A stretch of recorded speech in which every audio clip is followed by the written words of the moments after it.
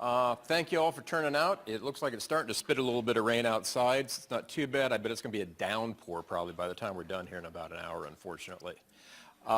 Welcome. I'd like to introduce you to our guest tonight, David Hurlbut. I've known David kind of for several years, but I've never actually met him till now. I mean, we've talked on the phone or email exchanged. We've got a bit of a connection. You've probably read his bio by now, but he is one of the first PhD graduates from the LBJ school. I think you were in the first PhD class there, right? David also did his master's degree there. He's got extensive experience in Texas. He was a Texan for a long time, working with the PUC, working with the grid structures here, working on the competitive renewable energy zones. And then he abandoned us and ran off to Colorado, and for about the last 15 years or so has been in Golden, Colorado at the National Renewable Energy Lab. Lovely weather. Oh, beautiful place. I grew up in that part of the country. I miss it. Tonight, he's going to talk about creative destruction, electric utility of the future. This is a book he has recently published. After we're finished here, he's willing to sell and sign books if any of you are interested. We'll either do that up here at the front of the auditorium or we can take some of the tables out back. So please, if you're interested, be hanging around for that. And with that, he says he's got about 45 minutes and then he's going to open it up for questions. So David, it's all yours. You on? Thank you very much, Fred. Can everyone hear me? Is it working? Okay, great. Okay. Well, I appreciate the invitation to speak before you all, and it's something I really love doing. Power markets are my passion. It started in Texas, obviously, but I've been able to transfer a lot of that information and some of the experiences to work that I'm doing with the National Renewable Energy Laboratory. Probably a bit of warning. I'm not sure what sort of presentations, what sort of topics other speakers in the series address. I'm not going to get too deep into the technical aspects of how power markets and how they work. This is going to be a little bit different. The theme that I deal with in the book and what I want to discuss tonight really has to do with the relationship between the power sector and utilities and the state written large, as whoever is doing the regulating. Because I think that is really where the interesting and exciting story is of the transformation that's taking place in the power sector. But it's unfortunately very, very mushy analytically. It's very difficult sometimes to sort of model the conundrums that regulators find themselves in and trying to figure out issues that they've never had to deal with before. And what I wanted to do was to basically tell that story based on my experiences, my background at the LBJ school, in looking at not only some of the modeling, but also kind of the assumptions of governance from professors like Barbara Jordan.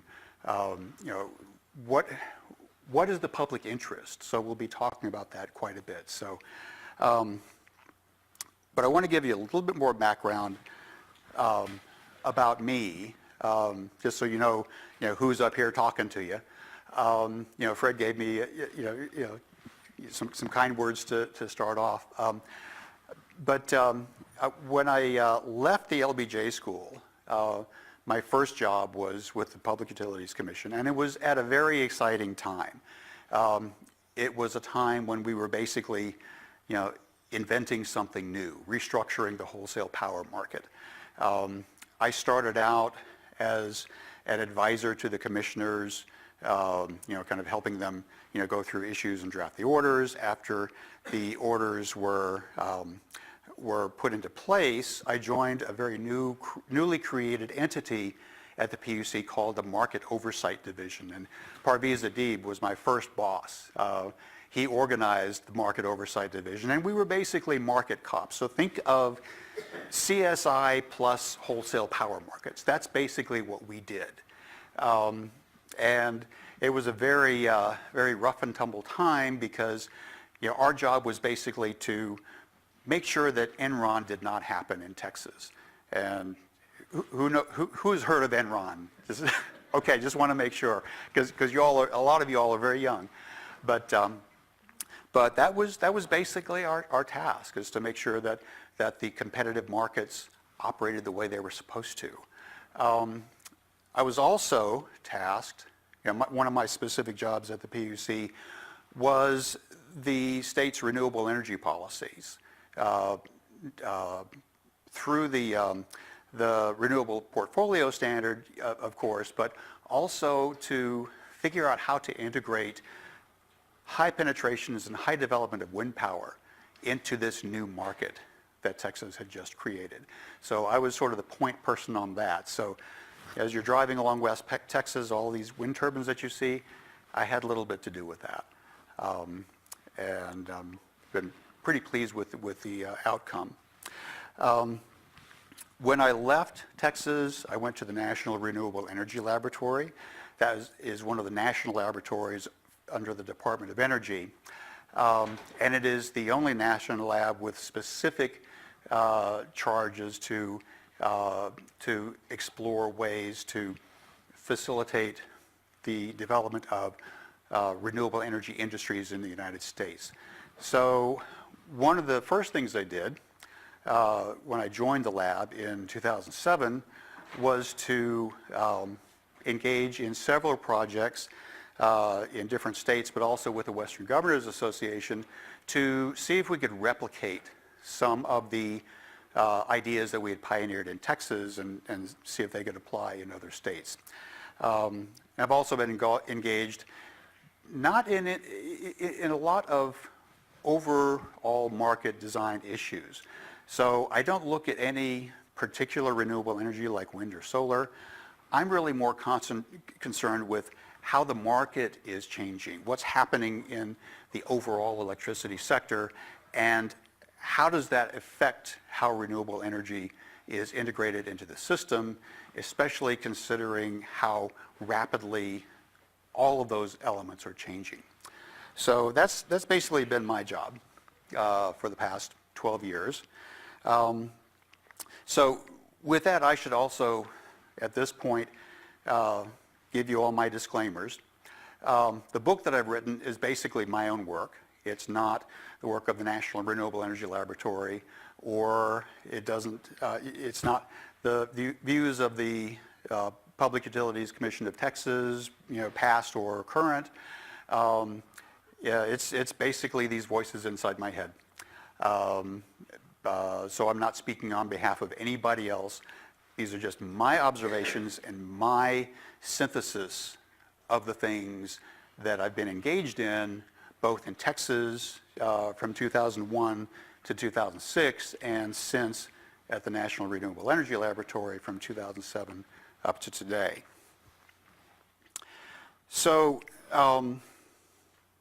what I want to do in this talk is just take a number of shortcuts. There are a lot of things in the book that I'm not going to deal with. I want to get to sort of the main elements of the thesis that I try to develop in this book. And there are basically two pillars. One is looking at how the public interest is changing. What does it mean to be a utility? There are certain legal ramifications of how you define that, and that is a function of several things.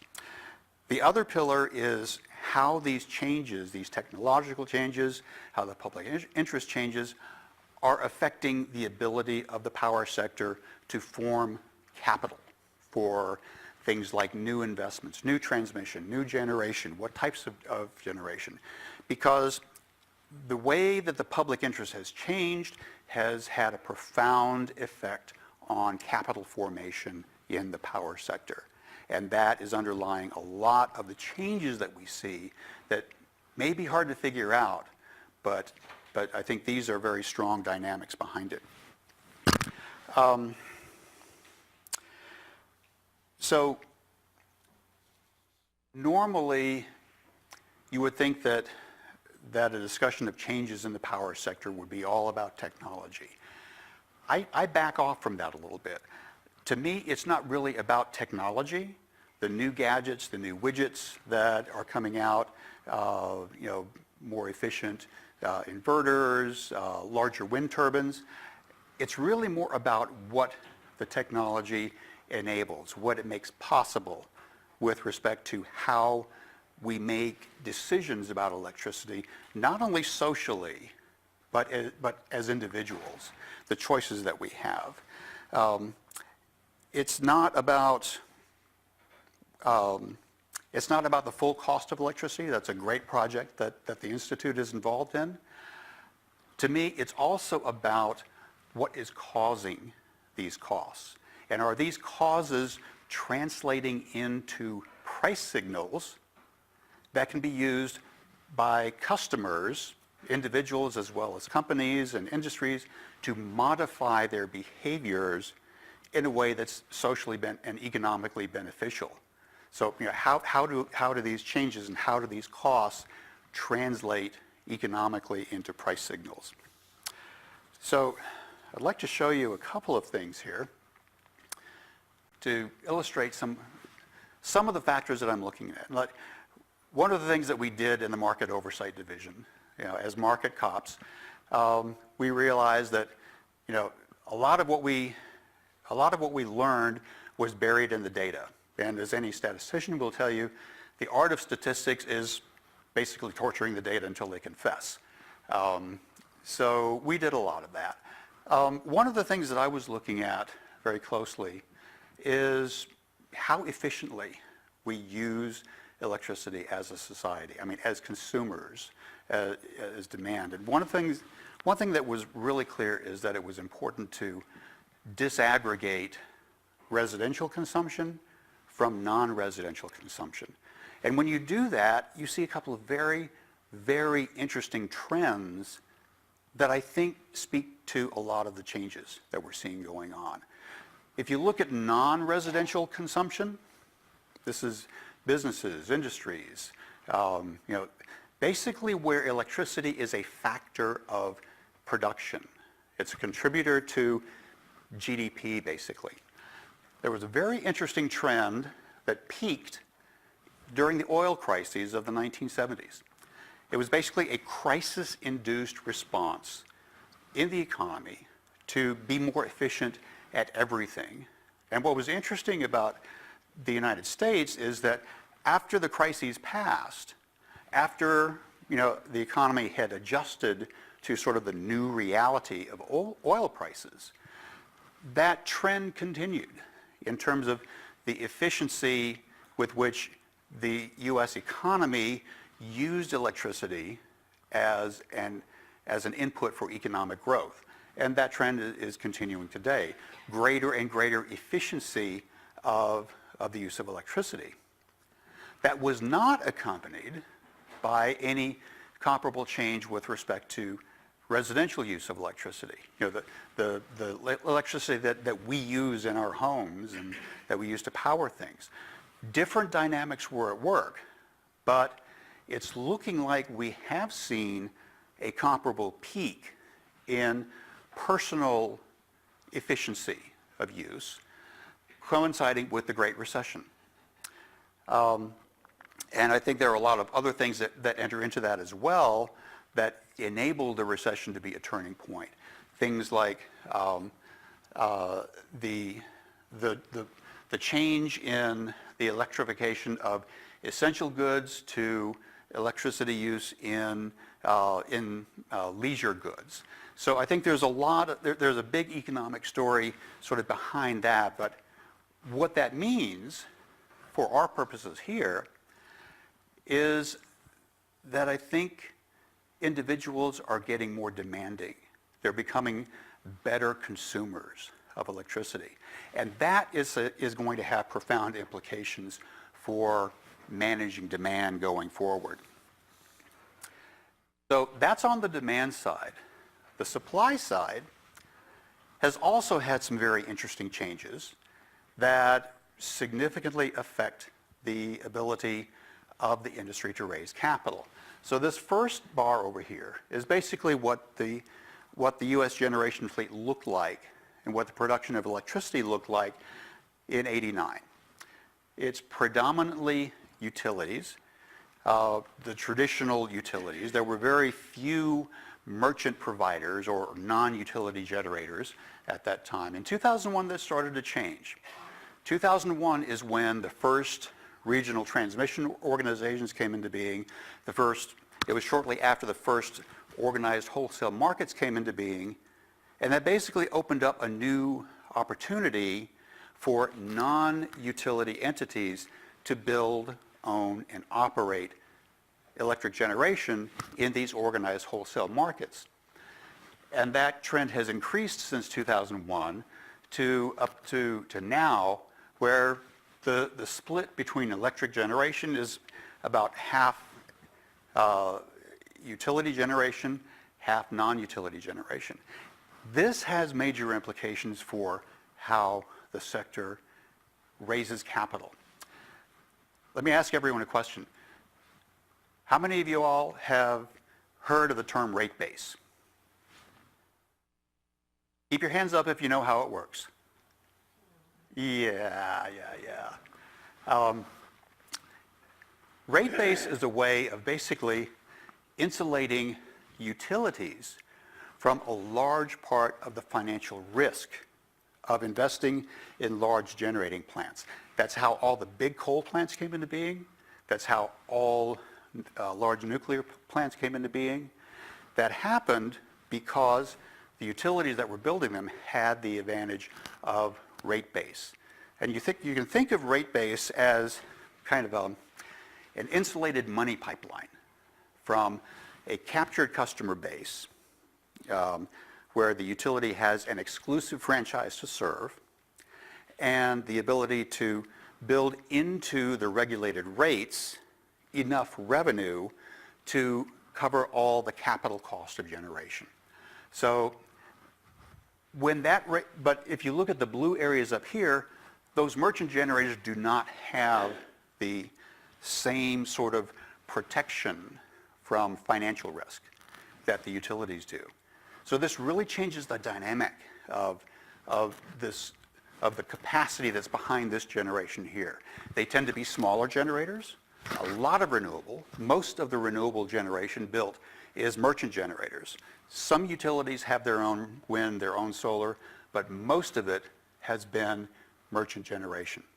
So we see a very palpable change in the characteristic of how capital is raised in this new segment of the utility sector.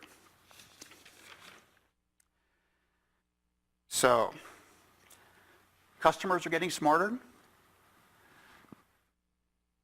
but most importantly, and this is sort of behind both of the trends that we're seeing here, and the thing that is really kind of at the heart of creative destruction is that natural monopoly is no longer natural. A lot of areas will still maintain monopoly treatment of the utilities, but all of our regulatory assumptions, the way we run utilities, the way we regulate them and tell them what they can charge, what they can invest in, that was all predicated on the assumption that the provision of electricity from generation to outlet was a natural monopoly, which it was at the beginning of the sector. If you go back to like 1890s, 1910s, 1920s, the investments required to put generators in place, the need to exercise eminent domain to get wires strung where they needed to be run, that was all a monopoly, and it was a natural monopoly. And those practices in that situation basically shaped the way we regulated utilities up until around 2000. When monopoly is no longer natural, then two things try to get into the picture as well. First is competition. Competition was one of the foundational premises of the restructuring that took place in Texas. If you don't have to have a monopoly, then how can you facilitate the competitive procurement, competitive development of not only the generation resources, but the ability to serve customers. That's one thing that technology has enabled. If you go to the ERCOT Control Center, the Control Center manages, it acts as the intersection of many individual merchant generators providing power onto the grid, and it coordinates the delivery to many independent retail service providers in many parts of the state. So there's this interchange that is enabled by this new technology. So that has an effect on a number of things, including the public interest. Now, I love talking about this here in Texas because Texas is such a good place to see all of these things unfold. Now, that doesn't necessarily mean that every place is going to look like Texas, not by any means, because Texas had some advantages and some conditions that sort of shaped the way the ERCOT market evolved. But the way it happened in Texas turned out to be something of a fishbowl, where you can sort of look at it and you sort of see the visible effects of how restructuring worked. But it's also transparent enough that you can get into sort of what's going on, what's the story behind the story, what's happening under the surface. And that's what I've tried to do in this book, just to understand the more general principles that are at work, general principles that might be at play somewhere else and maybe in another country, but maybe manifesting differently. In order to understand that, it's important to understand what those underlying processes are. Now, I should apologize before I go into this next bit, but this is my personal beef, my personal diatribe that I always have to talk about when I'm talking about the power market in Texas. There is no such thing as deregulation. The Texas market was never, ever deregulated. There's no deregulated power market anywhere in the world, okay? When we and our market oversight division started monitoring activity in the ERCOT wholesale market, we were part of the Public Utilities Commission. We were part of the regulator, okay? We did not deregulate. We started regulating differently. We didn't set prices. We did not tell any generation owner what they could or could not build. Our charge was different. Our charge was to make sure that the market could operate competitively and efficiently without the danger of someone exercising market power, somebody controlling the outcomes of the market in a way that was not representative of true economic fundamentals of supply and demand. We established common rules for customer service, okay? Didn't set the rates, but we did require what every retail provider was required to provide to potential customers. So a customer who was making a choice and exercising a choice about service could be reasonably assured that they would get what they were paying for, okay?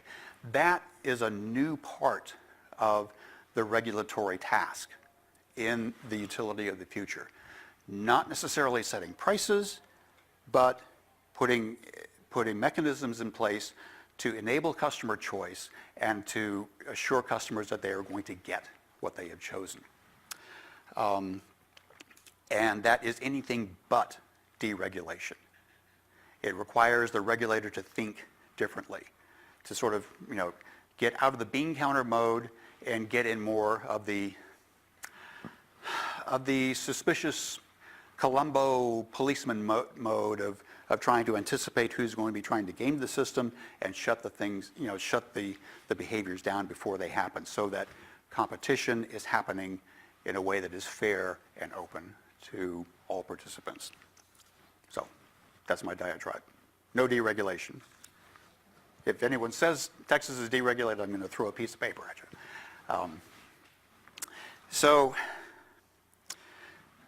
So part of what this does is that it makes us revisit what the public interest is with respect to the power sector. Traditionally, there have only been two things that are part of the public interest: low cost, high reliability. And that's how regulation always happened. A new investment, the utility brought a new proposal for a new generator into the docket. What the commission looked at was, is it needed? Are we, is it, will it help keep costs low? Do we need it for reliability? Those were most of the questions that the regulator asked. Now there are two more elements to the public interest that, particularly in the advanced markets, regulators need to be cognizant of. First of all, competition. Competition sort of opens up access to entrepreneurial risk-taking, particularly when you have advancing technologies bringing new options onto the market. It's difficult. It's not really in a utilities culture to think like an entrepreneur, but it's in an entrepreneur's culture to think like an entrepreneur and to figure out what the opportunities are and meet them in the most cost-effective way and be rewarded for doing so.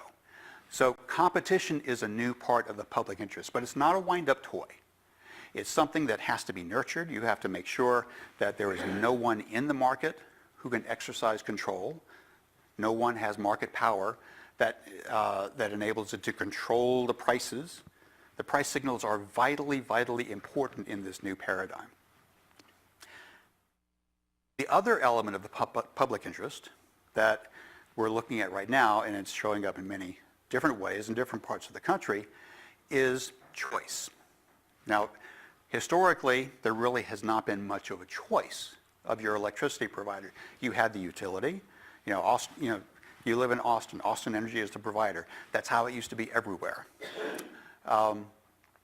But in places like Dallas and Houston, there is no requirement to take your electricity service from any particular provider. Customers are becoming more savvy. They're becoming pickier. And they're looking for things like 100% renewables. They want to get 100% renewable service, and they want to find it at the best cost. And you can find maybe 25 or 30 providers in Houston, Dallas, Fort Worth, who can offer that sort of service. What's really important is that choice brings with it a diversification of consumer preferences. Diverse consumer preferences didn't really matter in the old paradigm, the old world utilities, because that diversity was just sort of peanut buttered over, and everybody paid the same rate. Everybody paid the same type of rate. But that's not the case anymore, and there's going to be more and more demand from more and more customers to have something that is more suited to their preferences. Not everybody is going to do this, and that's fine. A lot of people are still going to prefer having a simple rate structure. That's fine. The important point is that not everybody is that way. Some people are going to want more diversity in their choices, and that introduces an element of diversity in the whole field of customer preferences. And that is an important foundation of the utility of the future. So part of this evolution has led to the disintegration of the supply chain. And this is where you see competition entering in at different degrees and in different ways in different parts of the supply chain. For example, the generation of electricity we talked about. A lot of that is made possible by the ability to manage and move large volumes of data on a very short basis. So in ERCOT and in a number of other organized wholesale markets, the decision to dispatch generators is made on an economic basis. So every generator has basically an offer curve. The number of megawatts it can provide at a particular price point, another price point and quantity, and every generator has an offer curve. The ERCOT system software integrates all this information and compares and adds to that the level of demand on the entire grid for every 5-minute interval, and it optimizes the dispatch of all the generators on the market such that the least cost generators are deployed. And that's a massive data operation. It's a massive computational operation. A far cry from what it was 20 or 30 years ago, when the decision to move electricity from one point to another was a matter of picking up the phone and calling your neighboring utility and saying, hey, I need another 20 megawatts. Do you have any you can spare? It happens a lot faster, incredibly faster, and it happens on a routine basis. So this is part of what is enabling the disintegration of the supply chain from natural monopolies to a plethora of competitors at the generation end and at the retail end. In the middle, the wires companies still tend to be natural monopolies, mostly out of public convenience, because it's not really convenient for 3 or 4 different providers to be running lines across every neighborhood in the state. So those still tend to be natural monopolies. So, as I said, ERCOT, Texas has given us an opportunity to look closely at this, but we're seeing a lot of these same impulses coming up in different ways in different parts of the country, different parts of the world. Nevada, for example, has a constitutional referendum to move away from their regulated utility to a regime of retail choice. Arizona is looking at the same thing. New York has a really good model of sort of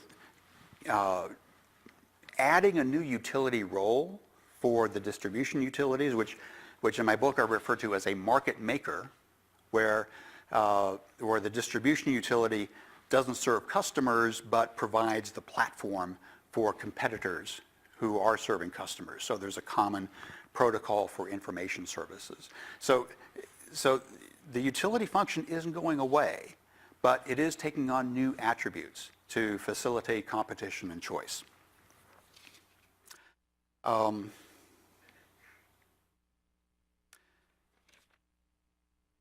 So all of this changes the role of the state in how it regulates the wholesale power sector. And as I mentioned, there are two new elements to this. For example, a while back, the Federal Energy Regulatory Commission had as its directive ensuring that electricity costs were just and reasonable for all customers under its jurisdiction. Well, with the transition from the old world to the new world, the sort of the dawn of competition in a lot of these markets, FERC amended its interpretation of that directive to account for markets that could sustain competition. If a market was functionally competitive, and to do so, there were a number of tests that FERC applied to do this, then FERC deemed that prices coming out of that well-functioning competitive process would be deemed just and reasonable. So that's part of the transition that's taken place, and part of the changing role of the government and the state in regulating the power sector to protect competitive conditions and to make sure that that competition could not be distorted by any particular player. And then the other is to protect customer choice. If you if you look at, I mean, you can go to the websites for the Texas PUC, for the Ohio PUC, Pennsylvania has this as well. Part of their efforts to sort of empower retail customers was to provide sort of a common platform, a common web-based platform, so anybody could basically look at all of the retail offerings that were available to them. So like if you lived in Houston, for example, and you wanted to choose among providers who could deliver 100% renewable energy, the website lets you select that option, 100% renewable. If you have an electric vehicle and if you are interested in time of use rates, you can flip that, toggle that switch as well. So you've got renewable plus time of use rates. But part of the role of the regulator and part of the role of the state in facilitating customer choices to make choice as easy and transparent as possible. So this is part of the new role of the state in the new paradigm. So I'm going to wrap things up because I do want to leave plenty of time for questions and discussions. As I said, I've cut a whole lot of corners in what I've talked about so far. There's a lot more detail to all of this, and I get into that in the book with interesting diatribes, but also just sort of going through the reasoning in a bit more detail. But I do want to leave you all with some closing thoughts. The most important of which is that what's happening is pretty much unstoppable, I think. If you think of everything that has been in the newspapers over the past 2 years about what the current administration wants to do, particularly with saving coal. It may come as a surprise or it may come as no surprise. This year, 2018, is going to be the second largest year for coal retirements in U.S. history. The economics behind the transitions that we are seeing are very, very strong. Production from renewable energy, wind and solar, is still growing, especially solar, mostly driven by the economics of lower costs. The next thing on the horizon will be battery storage.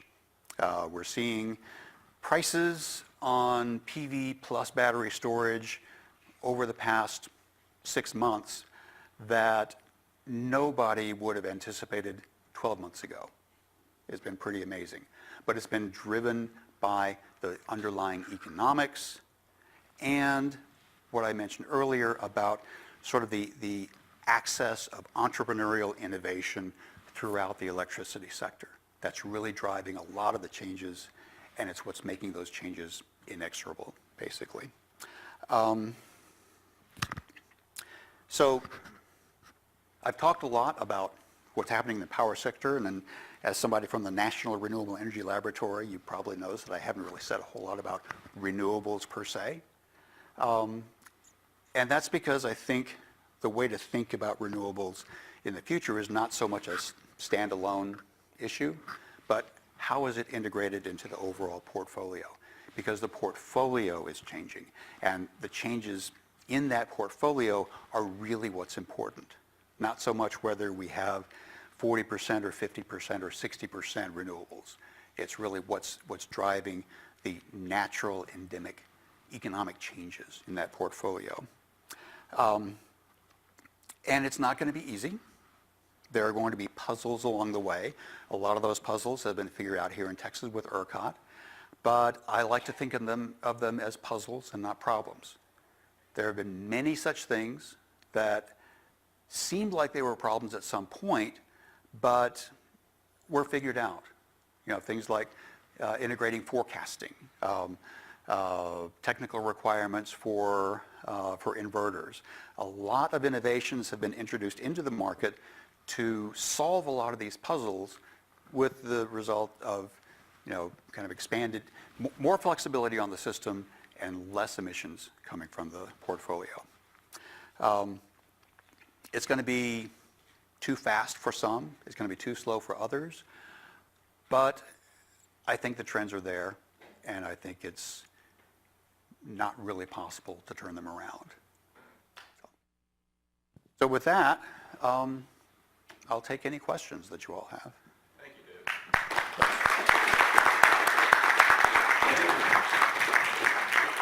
And I guess we have a microphone. I get the first question because I have the microphone. You get the second question. First question, you know ERCOT fairly well. You obviously know Texas very well. Put yourself in ERCOT in Texas, and for a day, you're the PUC commissioner. In fact, you're all three simultaneously.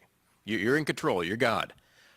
How do you deal with grid level storage from a regulatory perspective in the ERCOT grid? What should be done? What could be done? Okay. The first set of questions I would ask would have to do with the price signals that are behind it. So there are two buckets of costs and two buckets of cost recovery. The reason price signals are so important is that they are tied to cost causation, okay, or the causation of savings, all right? To the extent that those savings or those costs can be associated with specific behaviors and specific generators, you want those tied into the price signals. To the extent they're not, for example, ancillary services and reliability benefits, those are things that everybody has to pay for. Those are socialized. But, I'm sorry, we don't say that word in Texas. Uplifted to load. But storage, you know, there are two ways you can implement storage. I mean, compressed air storage has historically had a really hard time in Texas, even though the technology's been around for a while. But we are seeing, and this gets back to my point earlier, a lot of PV battery storage hybrid facilities coming on. So 4 hours of battery storage will let you, it'll let you do a couple of things. It'll let you sort of move your production that you're putting onto the grid from a low price time to a high price time.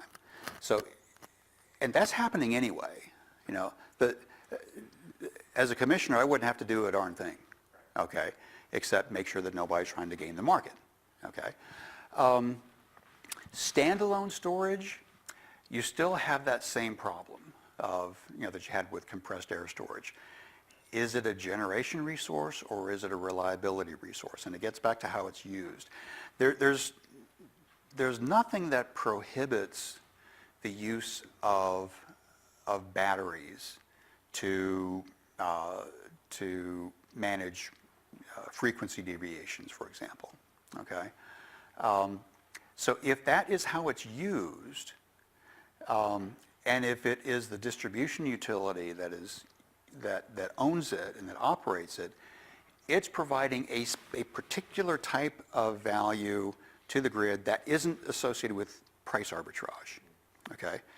So my inclination would be to treat that as a reliability resource, okay? And that could be put into the rate base of the distribution utility or the transmission utility. If you're chasing prices with it, that's in the competitive sphere, okay? That does not go into anybody's rate base, but that's a competitive investment that a generator would make. So, yes. So the trends that we're seeing now are happening based on pricing models that include the monetization of the tax credit. And with that ramping down, well, PPAs that are structured today, there's tax equity. Yeah. And so Yeah. all these big solar projects that are going in with that component figured into the economics. Mm-hmm.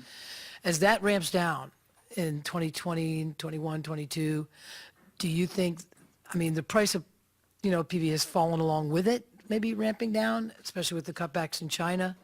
But how do you think the phasing of that out is going to affect the rate of adoption for solar, and then now where you can add storage into that as long as it's 75% charged by renewables. Right. And include that in the tax credit till it expires. Do you think there's a short-term window where there's going to be a rush to get those projects in? Oh, yes. And then will there be a cliff when that stops? Yeah, that's a great question. So, and I think to kind of follow your reasoning, it's really a good idea to think of it in sort of two time slices.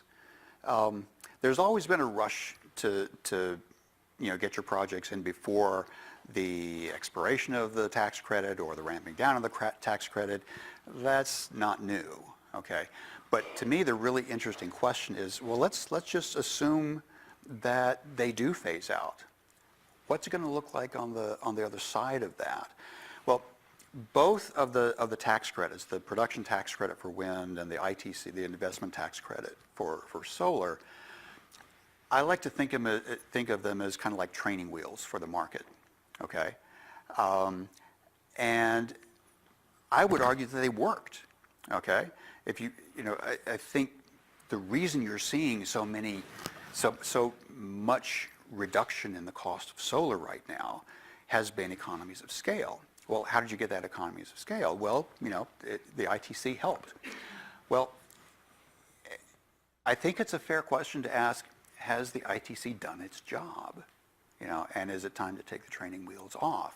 And how do you take the training wheels off? One thing that I think you are going to see is that renewables are going to be more of a normal potential input to either a utilities assessment of future capacity needs or the RTO's assessment of future needs. It's going to get back to the fundamentals. But unlike 20 years ago, wind and solar are sort of, they can stand toe-to-toe with the more conventional resources. Now, is that going to be a slowdown? Yes.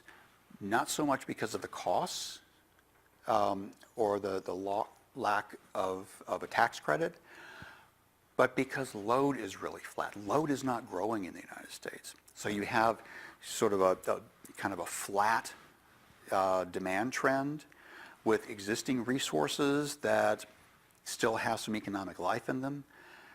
The thing that I'm going to be following, that I've been following fairly closely, is really the pace of retirements of existing resources. Because that, more than load growth, is going to be the driver for additional resources, and that's going to filter down to renewables as well. There's also going to be an interest in resource diversity. The largest consumer of electricity in Arizona is the water utility that runs the Central Arizona project. They made a strategic decision about a year and a half ago to not put all their eggs in one basket. They had been getting all of their electricity supply from one coal plant. Their board made a strategic decision to diversify. So they don't want to get any more than, I think, 25% of their supply from any one source, and they want to have some renewables in that mix as well. So they're in the market for new renewables because that's their strategy, okay? Because of the basically of the cost certainty. When you have a PPA for solar, solar's not, sunshine isn't going to get more expensive. Sunscreen might, I don't know, but if you have like half natural gas and half solar, whatever volatility you're susceptible to with respect to natural gas prices is reduced by half if half of your portfolio is wind and solar. That's a strategic investment decision.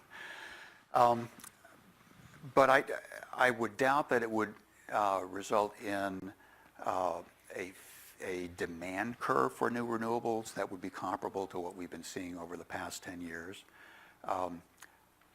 But I'm not sure that's a bad thing. The sooner we can get the market back to working on fundamentals, I think the more the stronger and the more tangible the growth will be. So that's a long way of saying, who knows? Sorry. Yes. Oh, you got the microphone, okay.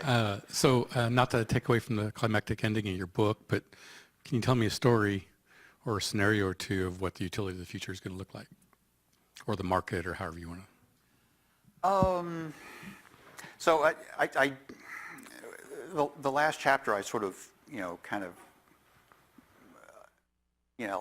allow my imagination to run wild. And it's kind of like, like shopping for something on Amazon.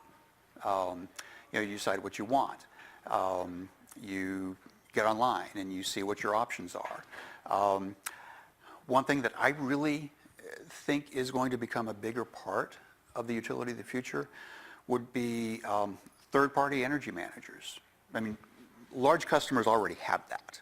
You can go to Schneider Electric or whoever and get sort of an electricity management service. But I think as these economies become more and more prevalent and easier to execute technically, you're going to see similar services, third-party services provided to residential customers. So like if I have a PV panel on my house, and if I have an electric vehicle, and if I have all of my major electricity consuming devices, my washer, my refrigerator, my freezer, kind of integrated with smart technology, with a smart meter, then I'm going to be looking for, number one, a variable pricing plan that will let me take advantage of shifting my load, and I'm going to look for a good provider who can give me a home energy management system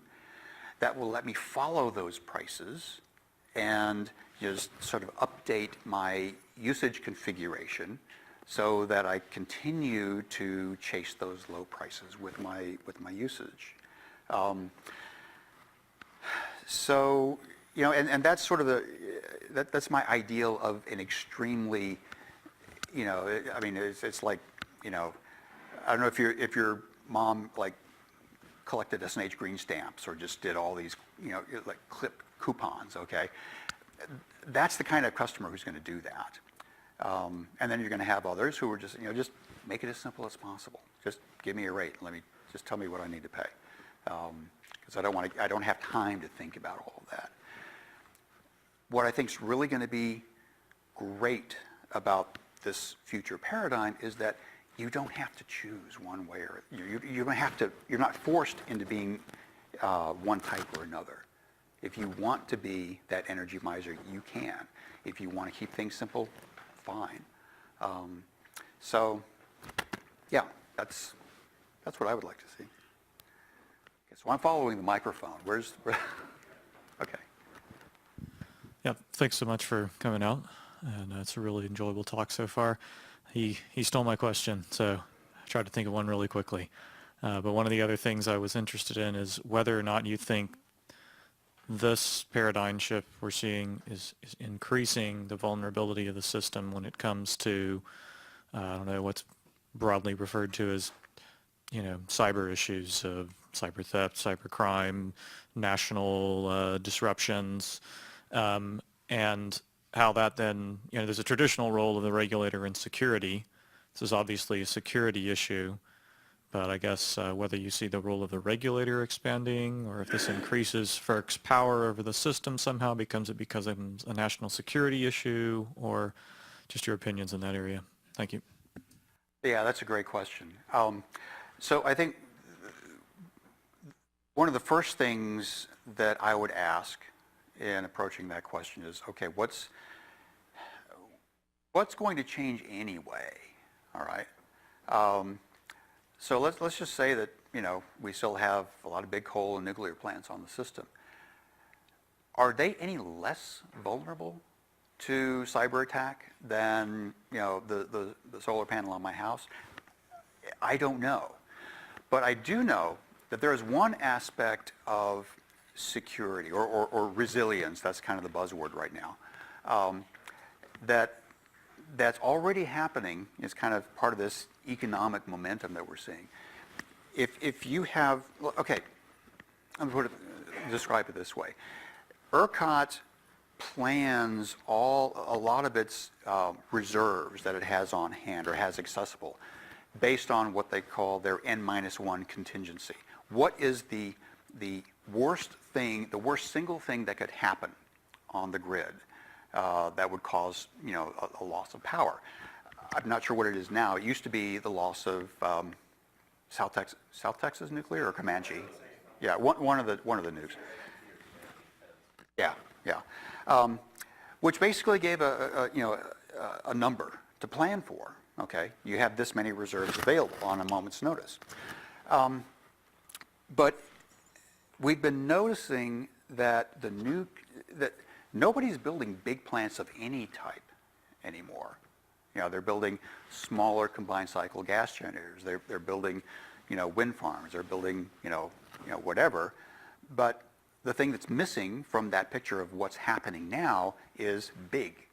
All right. So when you have the same amount of capacity spread over a larger number of resources, you're spreading the risk. So if one thing goes out, then you've basically lost that, but you've got a smaller contingency. Now that doesn't address the problem of, if I were a hacker and I were to see that, I might not want to focus on sort of targeting, a generator, but I might think in terms of targeting like the information management system for the grid. But in that case, that's targeting the grid. I mean, what you have on the system isn't really going to change your vulnerability that much. So, I mean, there are a lot of sources to resiliency problems, and it's, I guess each of them has to be managed kind of in their own context. But I think that's a great question, and a lot of people are thinking about that right now. And they're thinking about how to think about it, because some of the traditional ways that we have thought about resilience and what that looks like, it's not really clear that it's applicable anymore. So, but anyway, yeah, it's a great question.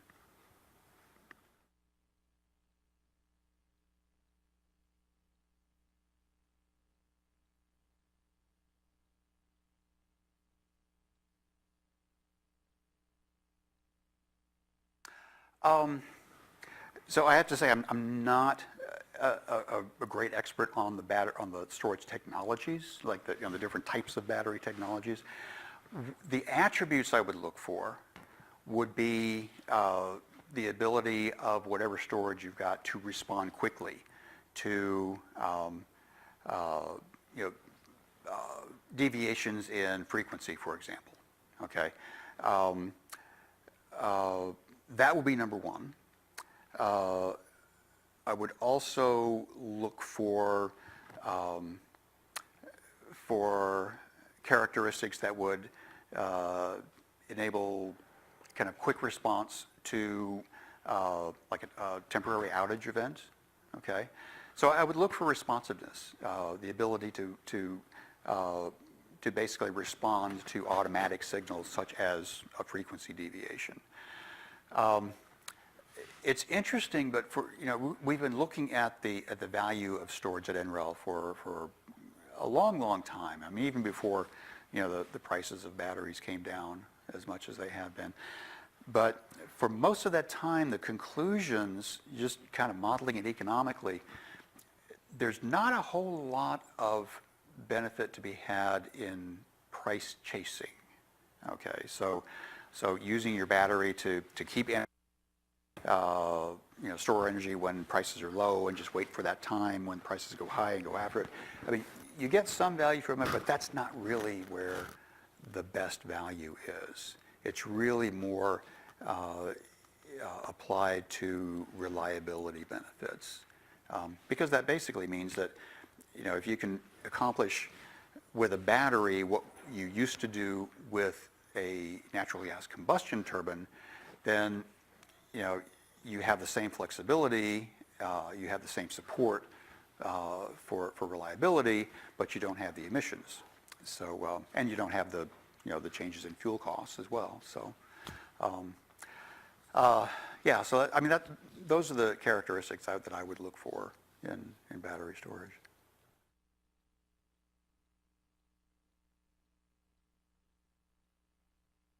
Hi. So you were speaking on what is causing the costs of a lot of utilities. Since Texas leads in not only wind power energy, but also natural gas, do you think that Texas, since natural gas is very cheap right now, that Texas may try to hold off on using the wind power, say once oil inevitably runs out, that natural gas prices will go up, so then they would be more likely to use the natural gas over the wind power? I just was wondering what you thought their process would be. That's a great question. So really the actual deployment, like in real time, is, and that's really where that's going to show up. And that decision is based on economics, and those economics are based primarily on the variable operating cost of the resource that's bidding into the ERCOT market. So if you look at the offer prices for combined cycle natural gas resources, I mean, they are low because the price of natural gas is low, but they're not as low as wind, because wind has, technically it has a variable cost of 0 because it has no fuel inputs. But practically speaking, a lot of wind farm owners bid at negative prices, basically so they can be what's referred to as price takers. So like they don't really care what the clearing price is for any given 5-minute interval or hour for the day-ahead market. They just want to make sure they get dispatched and get whatever price clears. Okay, so on a real-time operating basis, I don't think you're going to see withholding wind so they could run more natural gas. That's not how the market would operate. It's basically based on the operating cost. That's what decides dispatch. Now, over time, will there be some effort to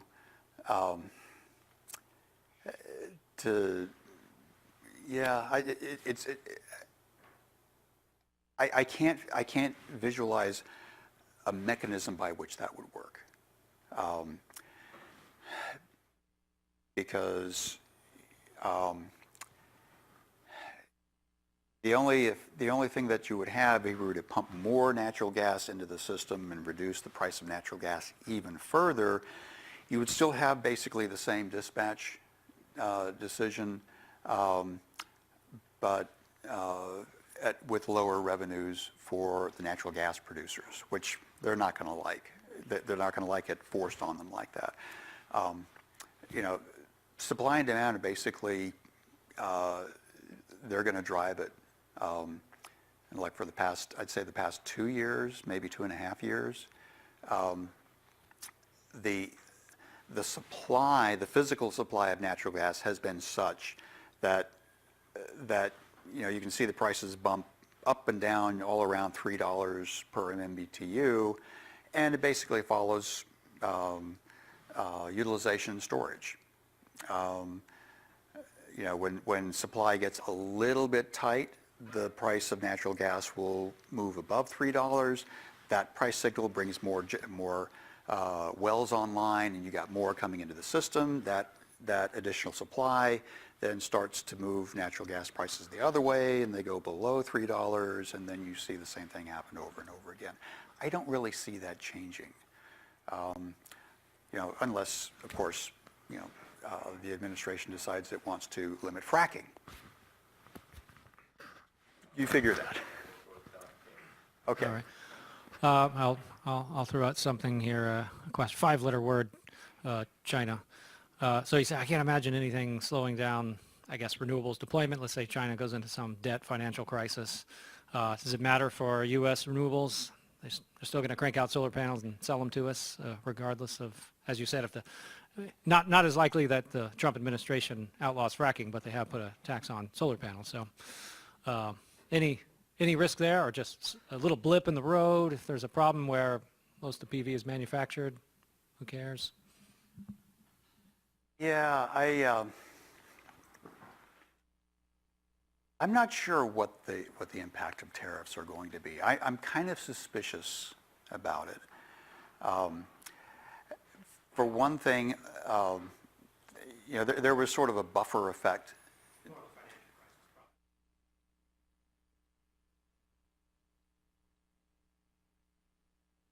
Well, yeah.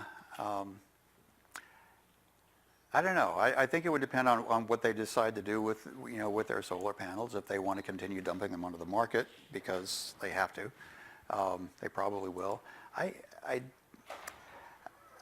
don't know. I tend to think that would be less of an impact for a lot of the reasons that we discussed.